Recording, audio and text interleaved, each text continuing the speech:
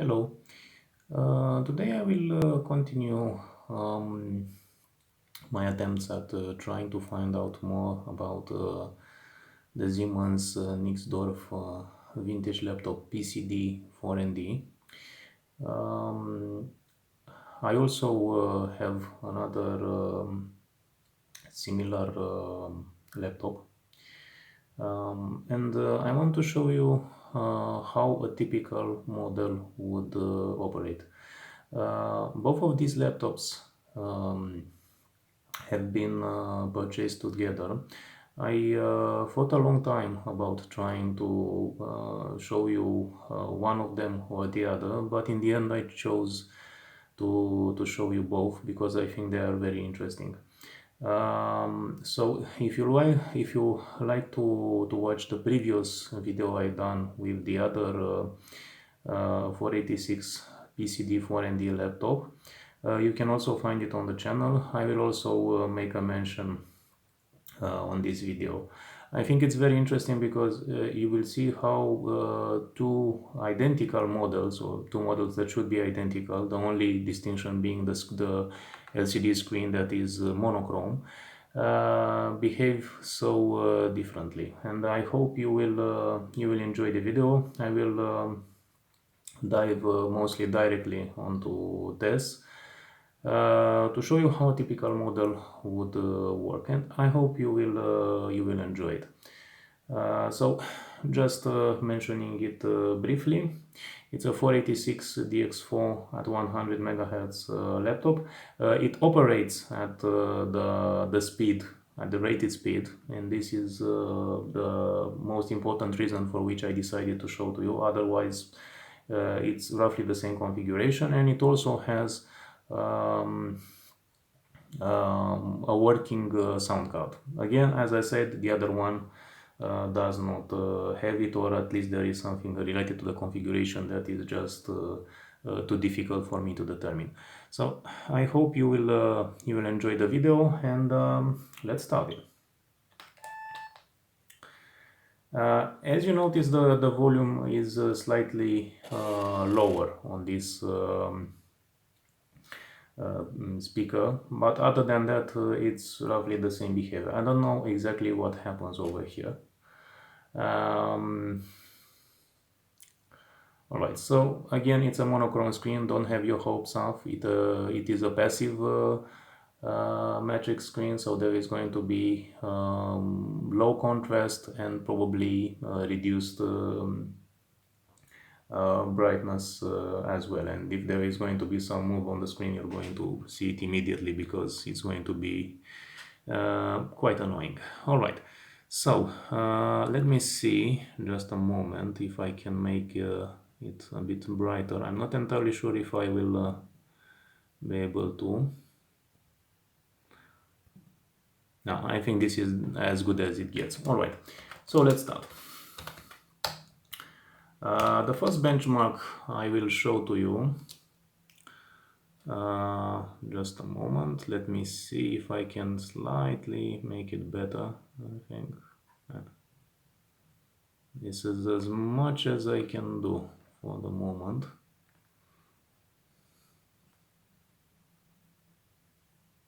Yes, it's going to be quite a major compromise, but anyway, so let's start.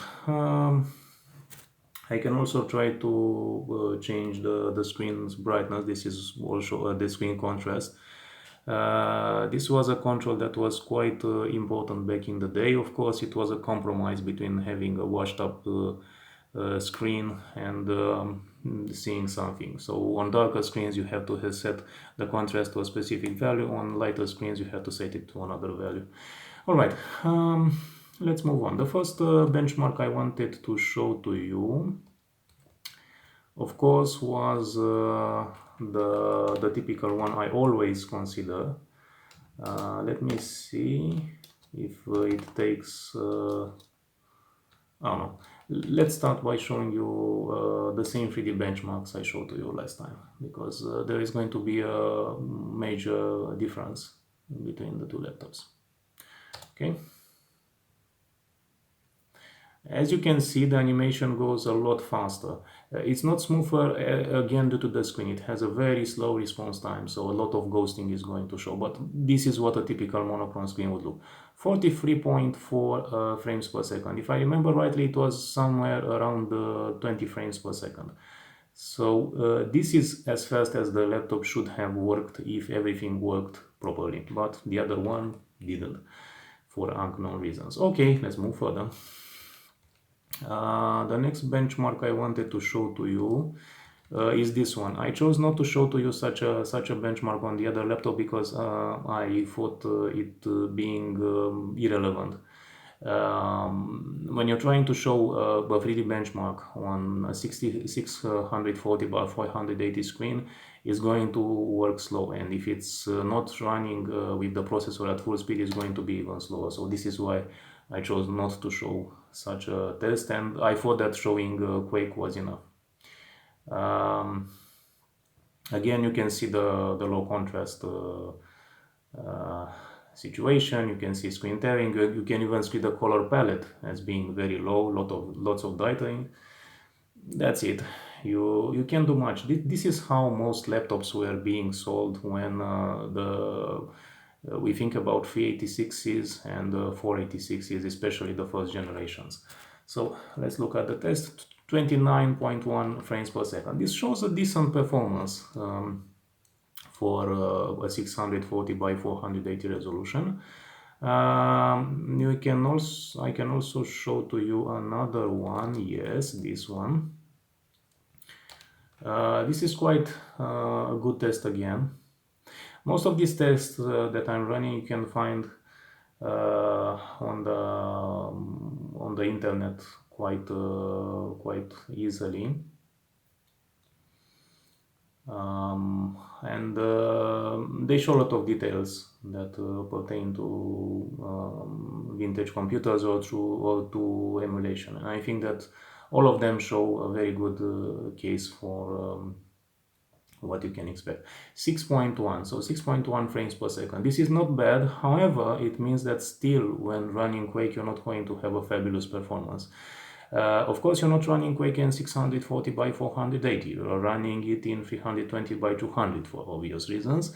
But this means that you can probably reach somewhere around 10 to 12 frames per second. This is typical for a 486. Not necessarily playable, but not that worse either. All right. Let me think. Yes, the typical Doom demonstration that I'm showing on some of my videos. As you can see, trying to play Doom, which is a first-person shooter, is going to be very annoying. Because the action is going to seem very slow, and you will have difficulty in noticing enemies, and it's going to be quite exhausting. Also, another issue, you have to change the contrast. So you can see that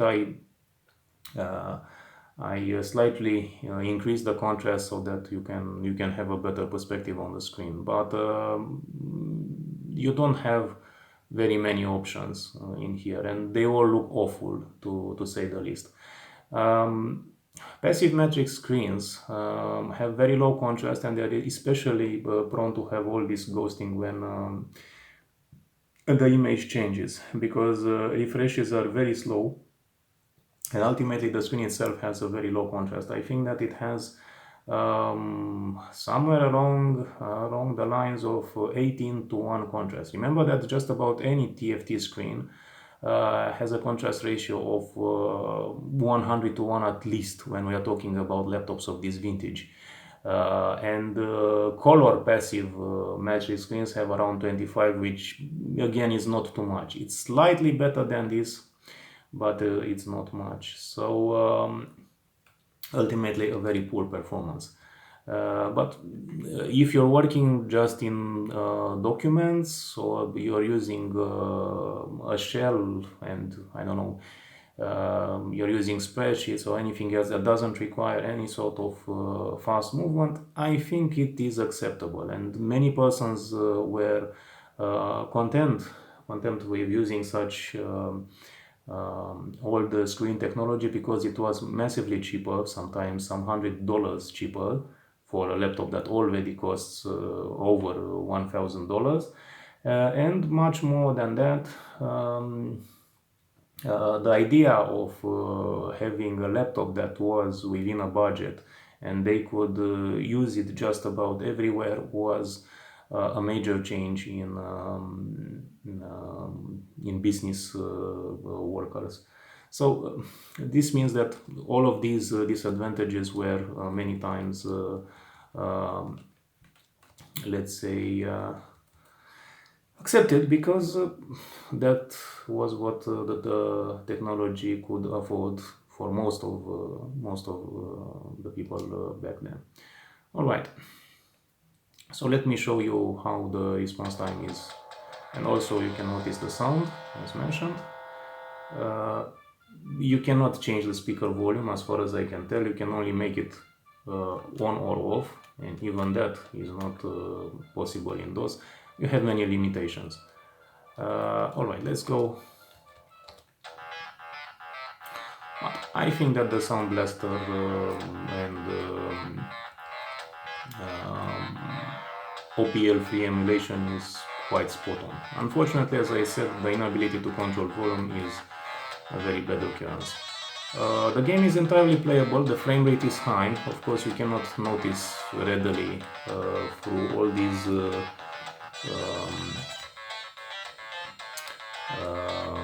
screen artifacts you notice over here when the image is moving, but I'm telling you that clearly it's running very good. So I'm not going to stress you more with this game. Let's move on. The next one I'm going to show to you is Quake, because I think you will have a very good understanding of the performance you can expect, and also it's not running bad at all. Alright, so not enough memory. Yes. Then I will tell you that roughly the performance is twice the one you saw on the last computer. I remember the fact that you need more RAM in order to start this this program. I think you need around 8 megabytes of memory, and this computer only has the standard 4. So yes, this is a mistake from my side, but other than that, the results are roughly in line. As I said, double the ones on the other laptop. Okay, what else can I show to you? Yes, we can run typical benchmark I'm showing, but before that, let me also show a game that runs quite well. Okay, you can see the sound, it works perfectly. It's kind of annoying, so I hope you don't mind me turning off the sound. Alright, I should have shown you again this screen. If you watch closely, not over here because it's not entirely obvious, but if you look over here at the text, you will notice that it's slightly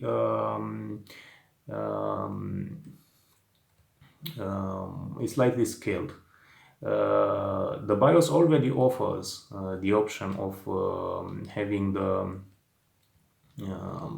the display extended.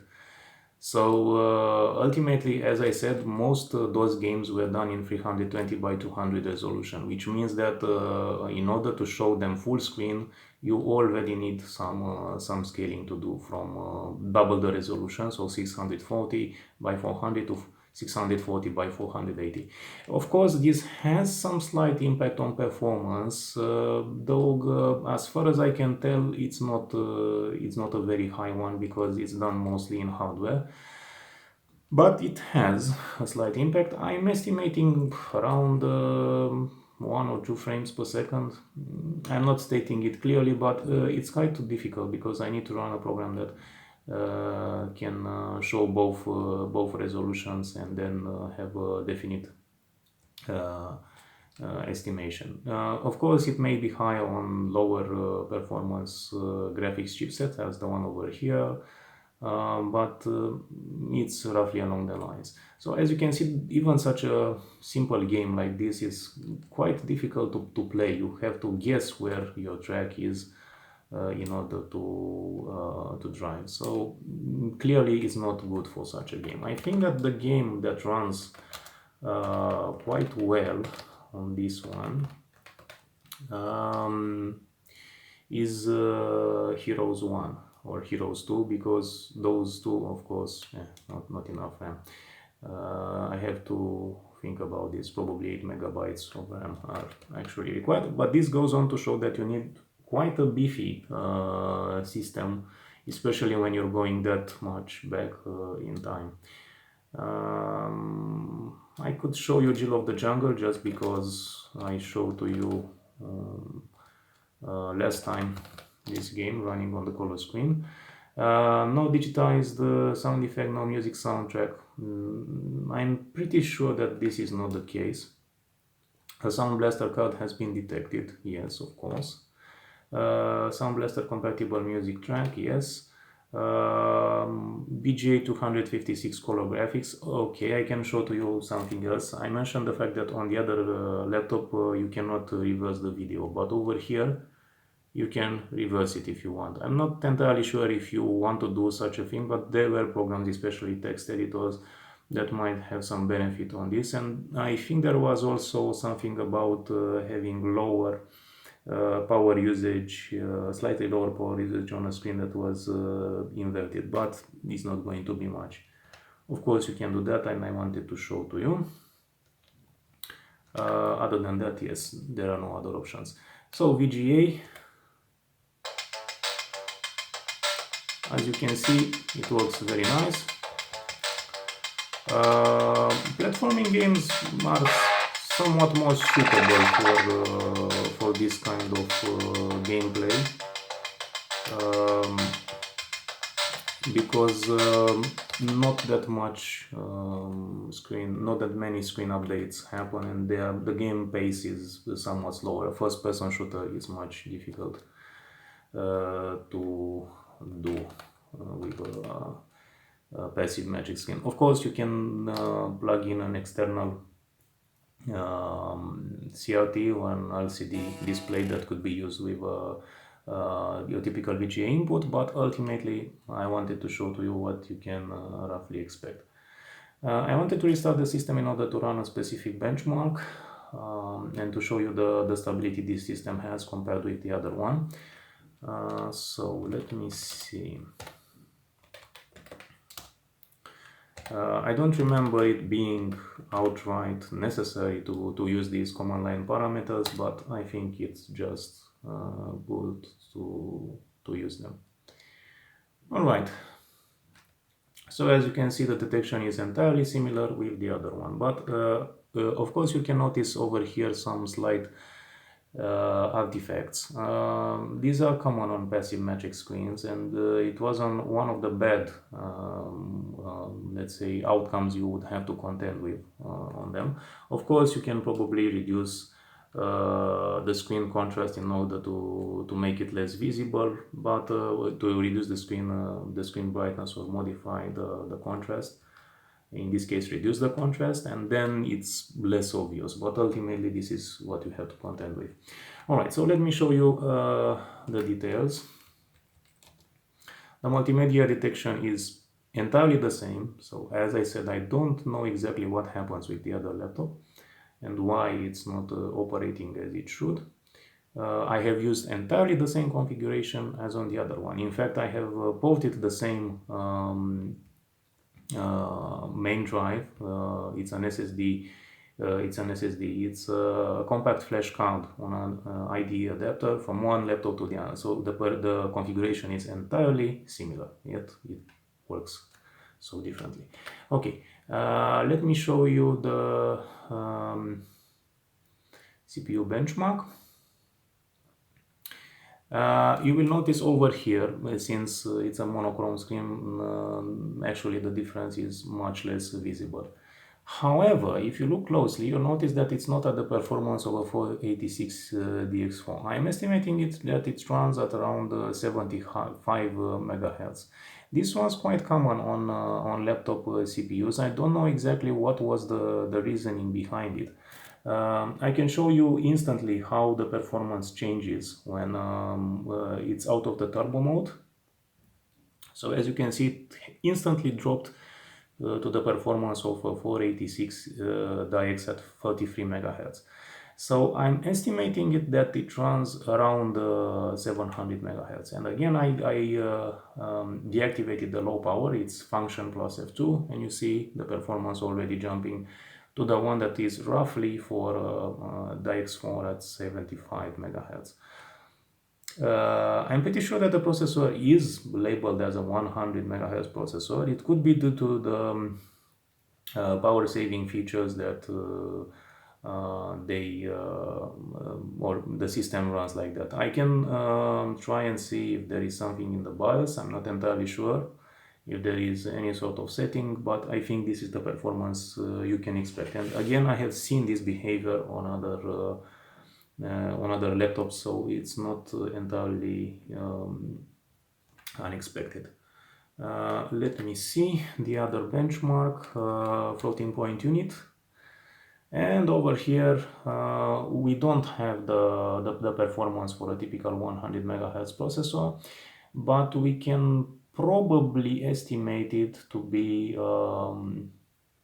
around 75 megahertz or slightly even higher. I'm not entirely sure if it beats a 100 megahertz or it is at the same level at a 100 as a 100 megahertz CPU.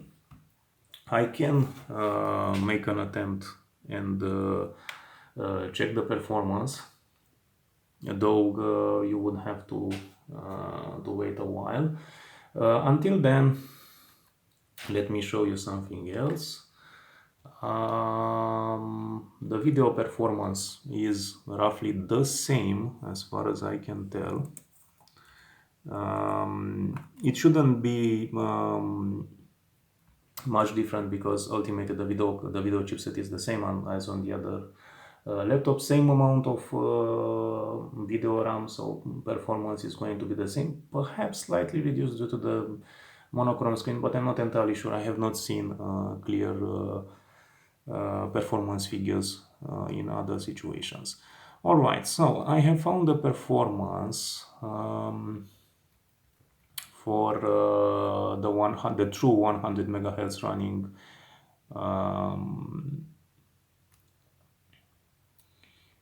486 processor. Let me see, and it gets at around, okay, let me show you the value over here. So the CPU performance is roughly 36,000. For a 100 megahertz processor, it's 44,000. I'm talking about the Globalist 200S that you also have seen it featured on this channel, reviewed by me. So it's clearly lower. And the other information.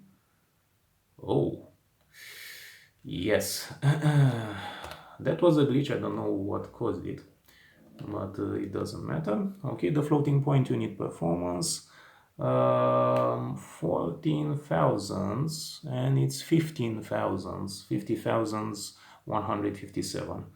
This is the performance of the 100 megahertz processor, and the typical 75 hertz, 75 megahertz one probably would be slightly less. I'm not entirely sure again what happens here, but I have seen those inconsistencies with processors that are running at full speed but do not have quite the performance you would expect it due to being integrated in laptops. I'm not entirely sure if it's something related to the caching implementation on the on the motherboard or the way in which it communicates with the processor. But anyway, it's slightly higher, so I'm not expecting it to be entirely what you would expect from a 100 megahertz 486. All right, let's exit it and make an attempt at running Windows 3.1. I think it should run. Windows 3.1 runs, let's say, decently, not great, on a 4 megabyte system. Of course, it can run on a 386, so running it on a 486 at 100 megahertz is going to be plenty. However, the lower RAM is going to be an issue, so hopefully it runs in order for me to show you some benchmarks. We cannot run the same amount of programs because ultimately it's going to have some issues due to the low amount of RAM. I could increase the swap file, but again, it's not going to be too relevant in this case. All right, so let me open File Manager. As you can see, it's roughly usable. I don't see any major concerns with running Windows on a monochrome screen because most of the time you don't have too much activity that is being done when you're editing documents. But anything else that uses graphics, animations, of course, is going to be too much. Okay, let's run Torque. Torque is a very good video card test. Remember that this computer still works with the same configuration as the other one, so it runs in 256 colors graphics, even if it shows them on a monochrome screen. I'm expecting the performance to be higher compared with the one we saw on the other video. Other than that, of course, it's not the maximum one because we are not running in monochrome mode. That probably should have the least demands on video memory performance and anything else. However, as you can see over here, there is already a massive impact. It's 6 megapixels and roughly the same value for the transfers between on the internal memory, which shows a very poor performance. This is typical of unaccelerated cards, and probably the monochrome screen has its own performance impact as far as I can tell. Because there has to be some conversions being done in order to make the screen show the monochrome graphics. I'm pretty sure that it's not able to receive an RGB, a typical RGB signal and then convert it on the spot. I think that most of the necessary processing has to be in the video card. So this goes on to show why monochrome screens are certainly a drag on performance on older computers, especially with this kind of implementation. So I'm not recommending it, and it's one of the reasons for which in general I have been avoiding vintage computers with monochrome screens, especially when you're thinking about 386s and 486s, because they have so many disadvantages. The contrast is not great. You are quite limited when running certain games, for instance, and there are many issues that are present. So ultimately, I don't think it's a good choice. Let me show you also the WinTech performance. On the Torque, I have to say that the performance for the memory, if I remember correctly, was around 12 megapixels for the transfers between the internal memory or on the internal memory, and in this test with this laptop was 5. So think about that. That performance impact is massive, although you may not readily see it in certain games. All right, let's start and run the same benchmark set. As you can see, due to the processor running at full speed, the performance is quite high. I remember it being around 9 at this test on the other laptop, so 17 is roughly where I would expect it. 14 has good performance, again, for such a computer. The paint test that can also run quite quickly. even if all these effects do not look particularly nice on a monochrome screen, yes. And the word processing test, that was the slowest on the other computer. I think it got to a performance of around 5, a score of 5. And now it reaches 7. So clearly an improvement, but what I said, in this case the processor runs as it should. Even if the video mode certainly is not the best one. 256 colors on this screen, as I mentioned, it's quite overkill. You could do that, but it's not fast. Running it in 16 colors, I don't think it's that good, because there is even less acceleration available, so I think that is not a good choice. Running it in monochrome could be potentially faster, but I don't know exactly how the implementation is being carried out, and monochrome drivers are usually the standard ones that are included in Windows, so I'm not having high expectations.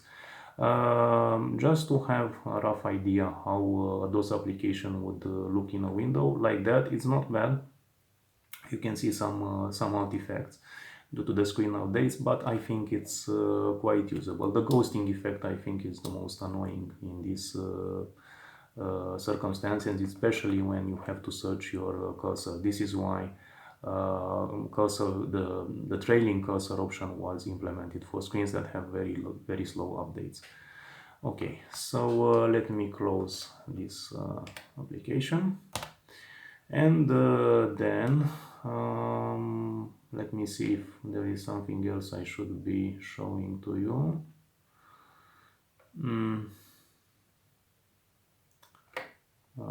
Let me see. Yes, I could try and show you a typical Windows game that can be played quite decently on a monochrome screen. Not great, but quite decently, a card game. Okay.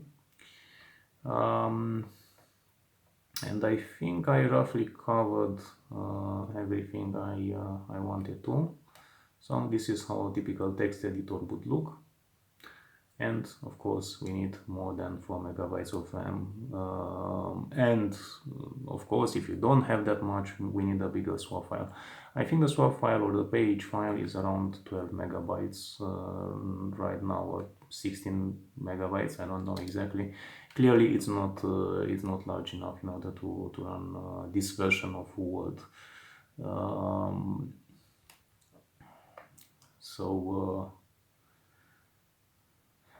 However, let me show you exactly how large it is, because I don't want to insufficient memory to run application. This is generally what happens with very low memory available, and as you can see, it already froze. In general, Windows 3.1, Windows 3.11 were not quite good at managing memory, and you had to set a lot more memory than you would have to probably use due to the leaks that happened. But of course, there is nothing new in this respect. It's all technology, and this is how it ran. Yes, I don't think I can even reboot the system right now. Yeah, errors, and as you can see, the screen already has problems with properly updating. And if I run a mem, yes, I cannot even run the typical program, so probably I would have to reboot the system, and the only choice would be to press the power button. All right, let me see if I can enter the BIOS and check if the configuration needs to be changed. I'm not entirely sure if it has to. Okay, function escape. Yeah. Let me see.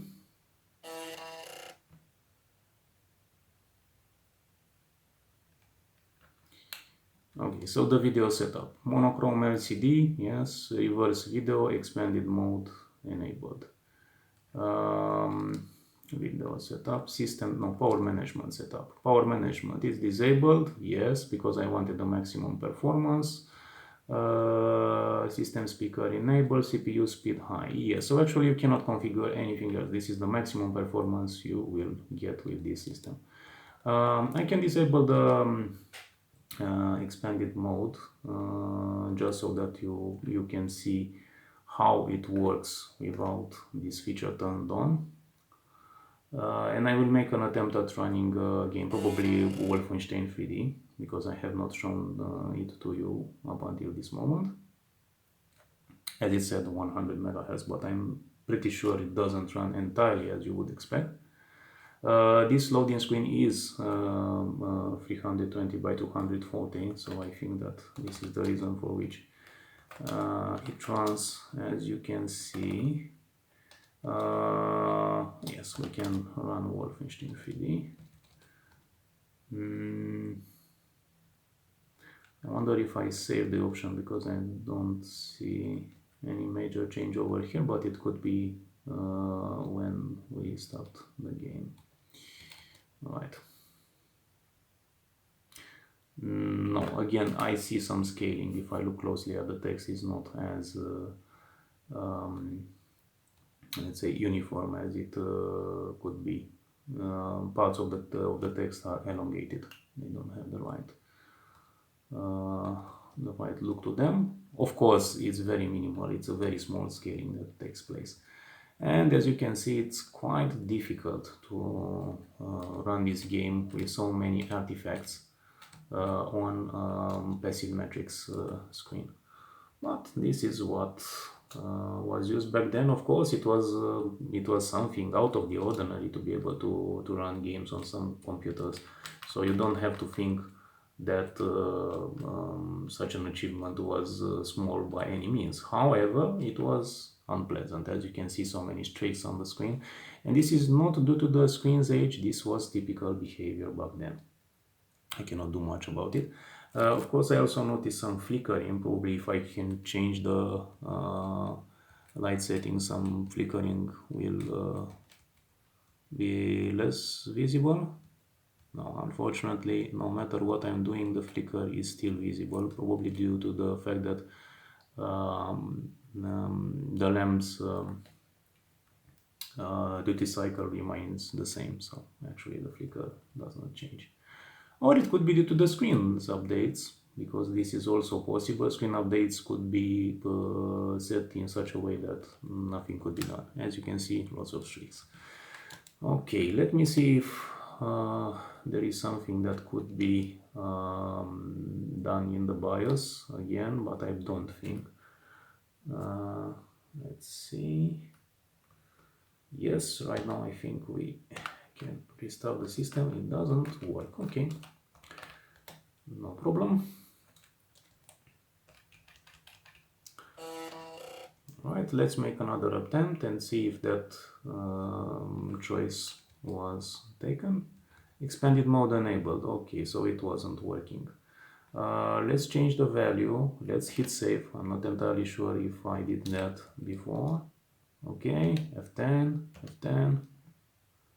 Okay, yes, now it's working. As you can see, there are already two black bars that are going to be shown on some applications, because the typical DOS text screen is in 320 by 200 resolution, so not 640 by 480, and the screen, as you notice, is 320 by 200, not as I previously estimated as being 320 by 240, which was a direct multiplier of a direct division of the division by 2 of the resolution.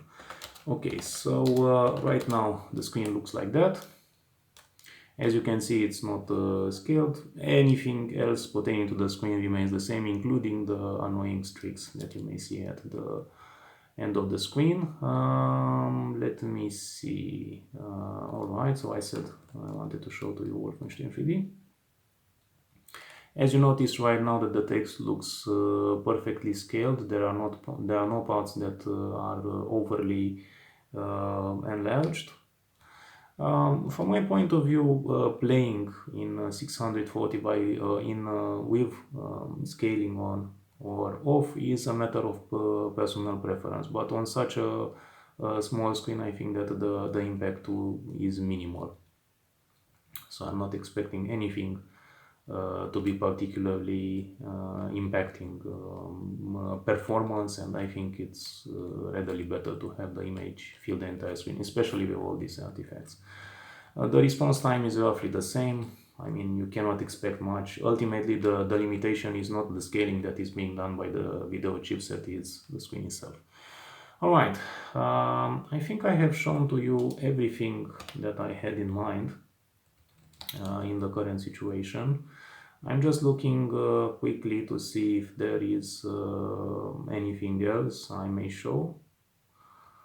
But the other games work roughly the same. You cannot expect to have a good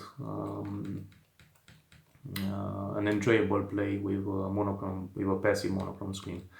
So in this case, I would seriously recommend to you plugging an external screen, because it doesn't matter if it's a good or a bad screen, since it's color and probably a TFT screen, even if it's an old one, it looks massively better, no matter if scaling is done well or not, than the internal screen. However, the internal screen is useful when you want to check something quickly and you don't have an external screen available. But other than that, I don't recommend it at all. All right, so I think I have roughly shown to you what I had in mind. I will exit the program and I will shut down the computer. Of course, shutting down is by pressing the power button. There is no implementation of the ATX power down that would simply power down the computer when you want, even from DOS with a special modern program, but it doesn't matter, there is no such feature. All right, so my impressions of this laptop. I think that I had to show to you this model, the same model as the other one, because it goes on to show what the system is capable of. And with a color screen, clearly this was an entirely capable 486 system. The sound card was fine, even if you could not modify the volume, and I think it was unpleasant, but not such a big issue in the end, or not something that you would be entirely critical of. Other than that, the processor's performance was fine, the video chipset performance was probably fine, not particularly the best video chipset for a 486, but good enough. Probably the Siemens-Nixdorf similar vintage models were perhaps slightly better. I'm not entirely sure, because there are some situations that cannot quite convey if this is the case. If I remember to have a rough idea to you, the video memory bandwidth, it could have been slightly lower on the Siemens-Nixdorf solution. However, the video acceleration, as I see in some tests, was perhaps higher. I'm not entirely sure if this was due to the way in which the drivers were implemented, or something else. But I think that the performance might have been slightly better than on the case with such a configuration. But the difference is very small. I mean, ultimately it's a 486 laptop. You cannot expect too much. Even if it runs at 100 megahertz, it's not going to run so fast. So ultimately, again, would I recommend such a model? Yes, but only if it has the TFT, the color screen, the Active Matrix one, and if it's in relatively good condition. However, expect right away to need a hard drive replacement, and this is going to be an issue with just about any 486 or early Pentium era system, and you have to find a hard drive that is compatible. But that's a minor issue. Other than that, yes, the laptop is compact, the keyboard is comfortable to type on, the palm rest is very nice. So I think that overall it's a nice laptop. If there are better 486 laptops, perhaps I think the IBM ThinkPad line is is slightly better, especially when you think that you have the same facilities like an integrated sound card. Other than that, I don't think it matters as much. However, the ThinkPad line was not as thin, as compact as this one. Toshiba models were, some of them were thinner, or just as thin as this one. I think the Protege series was the thinnest ones, the most compact ones, and they had released something when the 486 line was running still in 1995. However, as I said again, it's a good model with those small caveats of your typical old laptop that requires replacement parts like the hard drive, and other than that, the processor is fine, the video chipset is fine if you don't have very high expectations. Again, the system speaker, yes, it's quite annoying, you don't have any volume control. The expansion is good, you have two PCMCIA slots, so ultimately I think it's a good 486 laptop, and especially since to me it seems to be very durable, which I cannot say of some similar age Toshiba models. So ultimately I think it's a good model for not a very high price. Alright, so I hope you enjoyed the video.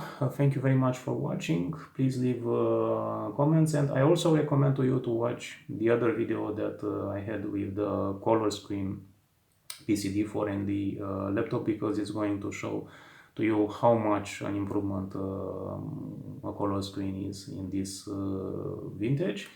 And please subscribe to the channel and leave comments if you like. Thank you very much.